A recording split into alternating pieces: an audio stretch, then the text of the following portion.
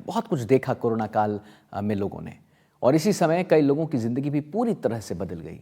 आज हम बात करेंगे एक ऐसे ही इंसान की, ऐसे ही शख्स की, जिन्होंने कोरोना के बाद गौसेवा को अपना धर्म बना लिया। अध्यापक प्रहलाद गर्ग मन में कोरोना काल में लोगों की दशा देखते हुए जीवन का मूल्य समझ में उन्हें आ गया, क्योंकि कोरोना काल में लोग अपने परिवार के सदस्यों के पास ही नहीं जा रहे थे, दूर से ही अंतिम संस्कार हो रहा था। ऐसी स्थिति देखकर इन्होंने गाय सेवा का निर्णय लिया। आज प्रहलाद गर्ग जो हैं 80 से ज्यादा गायों की सेवा कर रहे हैं। आइए आपको इस रिपोर्ट के जरिए और अच्छे से समझाते हैं।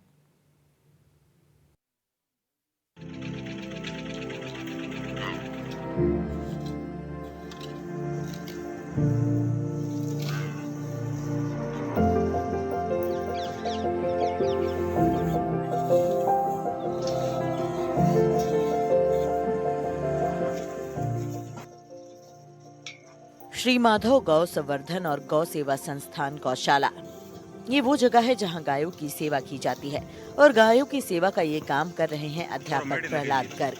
प्रहलाद के मन में गायों के प्रति सिर्फ श्रद्धा ही नहीं है, बल्कि इन्होंने अपना पूरा जीवन गायों की सेवा को समर्पित कर दिया है। इनका मानना है कि गाय हमारी आर्थिक रीढ़ की हड्डी है, गाय चलता फिरता चिकित्सालय है। और प्रहलाद गर्ग ने ये तय किया है कि वो देसी गौवंश का संरक्षण और संवर्धन करके अच्छी नस्ल की बछड़ियां और अच्छे नंदी तैयार करके समाज को देंगे। जालोर में एक शिक्षक है जो कोरोना काल से ही गौ सेवा में लगे हुए हैं। उनके पास 100 से भी ज्यादा अधिक गौ है जो गौ सेवा के साथ साथ समाज सेवा भी करते हैं। चलिए उनसे बात करते हैं। आजकल लोगों में गौ पालना को लेकर कम रुचि है। आपके मन में कैसे आया कि आपको गौ पालन करना चाहिए, और इसके बारे में आप क्या कहना चाहेंगे? जालोर जिले में विश्व मंगल गोग्राम यात्रा चल रही थी, उस यात्रा का मुझे जिला अध्यक्ष बनाया गया। तो जिला अध्यक्ष के नाते यात्रा में जब मैं चल रहा था तो एक जगह सभा हो रही थी। उस सभा में मैं बोल रहा था कि गाय के प्रति हमारी श्रद्धा चाहिए, ऐसा चाहिए। तो बोल रहे थे, एक व्यक्ति खड़े हुए, उन्होंने कहा कि आपके घर में गाय तो है कि नहीं है? तो मुझे लगा कि गाय तो हमारे घर में है। थार पारकर थी, उसमें पता नहीं था कि थार पारकर है। उसके बाद में जब दूसरी सभा एक आहोर तहसील में हुई तो वहाँ एक बंधु खड़े, उन्होंने कहा कि आपके घर में गाय तो है, लेकिन आपके घर में गाय दूध कितना देती है? तो उस समय उन्होंने कहा कि विषय चल रहा था, गाय हमारी माँ है, जब गाय हमारा पालन पोषण करती है तो जब दूध देती है तब तक रखते हैं, उसके बाद में हम उनको बाहर हाँक देते हैं, बाहर छोड़ देते हैं सड़क पर। तो विषय चल रहा है, उन्होंने कहा गाय बाहर नहीं छोड़ तो हम क्या करें, गाय तो बकरी जितना दूध देती है। तो मुझे लगा कि बकरी जितना दूध क्यों देती है, तो नस्ल सुधार जरूरी है। नस्ल खराब हो गई, छोटे छोटे नंदी हो गए, उनके कारण से संवर्धन के कारण वो नस्लें खराब हो रही है। तो मुझे लगा कि समय आने पर हम कुछ गाय पाल करके उसका नस्ल संवर्धन करके अधिक मात्रा में गाय जब आएगी तो फिर ठीक होगा, ऐसा मेरे मन में विचार आया। गाय पालन और भैंस पालन में क्या अंतर होता है? इसमें रात दिन का अंतर है। भैंस और गाय में दोनों, वो सिर्फ दूध देती है भैंस, लेकिन उसकी औषधि नहीं है, उसकी दवाई नहीं है, शरीर के लिए रोग प्रतिरोधक क्षमता नहीं है। गाय हमारा चलता फिरता औषधालय है, ये दवाई का एक केंद्र है। और यह जो गाय है यह विश्व वंदनीय है।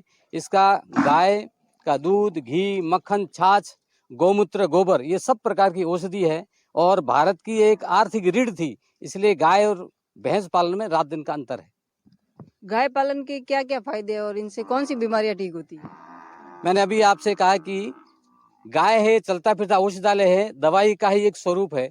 इसलिए गाय पालने से, गाय का उपयोग करने से सब प्रकार की बीमारियां दूर होती है। सबसे बड़ी बात तो है, गाय हमारे घर में होगी, गाय हमारे बाड़े में होगी तो गाय से मानसिक शांति मिलती है, और मानसिक शांति व्यक्ति की मिल जाती है तो सब उसका स्वर्ग मिल जाता है। गाय के दूध से लोगों को आर्थिक लाभ होता है और जब लोगों के मन में गाय के लिए श्रद्धा पैदा होगी तब लोग गाय को पालेंगे और आर्थिक सुदृढ़ता बढ़ेगी। आपको बता दें कि इस गौशाला में एक स्वर्ण कपिला नंदी तैयार हो रहा है। आपको ये जानकर हैरानी होगी कि प्रहलाद गर्ग अपने वेतन का 90% गौ सेवा में लगाते हैं। साथ ही इन गायों को खाने के लिए भी औषधीय गुणों से भरपूर आहार दिया जाता है। बाजरे और गेहूं का दलिया और सूखा चारा भी इन गायों को खिलाया जाता है।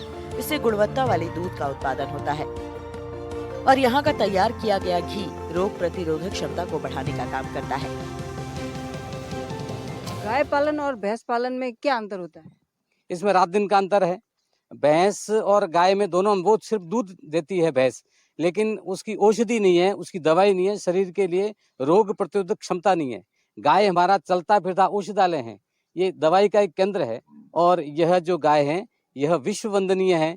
इसका गाय का दूध, घी, मक्खन, छाछ, गौमूत्र, गोबर ये सब प्रकार की औषधि है। और भारत की एक आर्थिक रीढ़ थी, इसलिए गाय और भैंस पालन में रात दिन का अंतर है। गाय पालन के क्या क्या फायदे हैं और इनसे कौन सी बीमारियां ठीक होती है?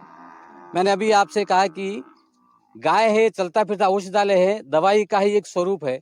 इसलिए गाय पालने से, गाय का उपयोग करने से सब प्रकार की बीमारियां दूर होती है। सबसे बड़ी बात तो है, गाय हमारे घर में होगी, गाय हमारे बाड़े में होगी तो गाय से मानसिक शांति मिलती है। और मानसिक शांति व्यक्ति की मिल जाती है तो सब उसका स्वर्ग मिल जाता है। और गाय का जितना भी हम उपयोग कर सकते हैं, चाहे दूध का उपयोग करेंगे, चाहे घी का उपयोग करेंगे, सब प्रकार की औषधि है। किसी भी तरह की बीमारी अगर शरीर में है, चाहे कोई फैटी लीवर होगा, चाहे उसके और कोई बीमारी होगी, चाहे उसका कैंसर तक है, ये गौमूत्र लेने से ठीक होता है। गोबर और ये गोमय ये लेने से व्यक्ति का एकदम से स्वास्थ्य ठीक होता है। कैंसर तक का गौमूत्र और तुलसी लेने से ठीक होता है। दूध, अगर आप किसी का कैंसर है और उसको पानी पीना है तो दूध पिलाइए, भोजन करना है तो दूध पिलाइए। अगर निरंतर 24 घंटा उसका यही उपयोग रहेगा तो कैंसर ठीक हो सकता है। इतनी औषधि है। इसके किसी भी व्यक्ति को अगर बीपी है, हाई बीपी है, लो बीपी है, अगर उस बीपी के लिए गाय के गर्दन पर आप हाथ फेरिए, निरंतर उसका उपयोग कीजिए तो उसकी यह बीमारी ठीक हो सकती है। ये गौशाला जालौर जिला मुख्यालय से मात्र 7 किलोमीटर की दूरी पर स्थित है। अध्यापक प्रहलाद गर्ग ने अपनी सहायता के लिए 2 ग्वालों को रखा हुआ है। सुबह स्कूल से वापस आने के बाद प्रहलाद पूरा टाइम गौशाला में ही बिताते हैं। आपको बता दें कि गौमूत्र और गोबर से भी कई प्रोडक्ट बनाए जाते हैं, जैसे कि एंटी रेडिएशन चिप, धूप, अगरबत्ती, डायबिटीज के लिए विश्रांति पादुका। इनका उद्देश्य है कि ये गौशाला आत्मनिर्भर हो और बाकी लोग भी गाय का महत्व समझकर घर में ही गाय पालें। गौमूत्र और गोबर और दूध से क्या क्या बनाया जा सकता है और इससे गौपालन को क्या फायदा है कि वो आत्मनिर्भर बन सके? आत्मनिर्भर सीधा सीधा बन सकता है। मेरे पास संख्या ज्यादा है, दूध कम दे रहे हैं, लेकिन ये जो गोबर है एक एंटी रेडिएशन चिप बनाई है। वह 1 ग्राम गोबर है, 1 ग्राम गोबर में एंटी रेडिएशन चिप बनती है। तो वह गोबर 1 किलो 1500 रुपए में बिकता है। अगर इस हिसाब से अपन लगाएं तो यह गाय घाटे का सौदा नहीं है, गाय लाभ का सौदा है। गाय हमारा सब कुछ भरण पोषण करने वाली है, इसलिए। और जो घी है वह घी इस गौ संवर्धन केंद्र पर 2500 रुपए किलो बिकता है। लेकिन यहाँ अभी 100 लोगों की लाइन बनी हुई है, उनको हम पूरा नहीं कर पा रहे हैं। यहाँ दूध है, वो जड़ी बूटियां हम गायों को खिला करके औषधि युक्त दूध जालोर नगर में देते हैं। वहां पर भी 3 क्विंटल दूध की आवश्यकता है, लेकिन हम पूरा नहीं कर पा रहे हैं। औषधि युक्त दूध है, इसलिए मैंने पहले भी आपसे निवेदन किया था कि यह जो औषधि युक्त दूध है, यह दूध लोगों का रोग प्रतिरोधक क्षमता बढ़ाता है। और इसलिए यह घाटे का सौदा नहीं है, लाभ का सौदा है, स्वास्थ्यवर्धक है। और गोबर गौमूत्र से अनेक प्रकार की दवाएं बना करके लोगों का स्वास्थ्य ठीक हो सकता है, हम कर रहे हैं। ये थे हमारे साथ प्रहलाद जी गर्ग, जो एक गौ सेवक भी है और समाज सेवी भी है, जो कोरोना काल से अभी तक लगातार गौ की सेवा कर रहे हैं और ये लगातार गौ की सेवा में तत्पर रहेंगे। मैं लता वैष्णव, NDTV जालोर।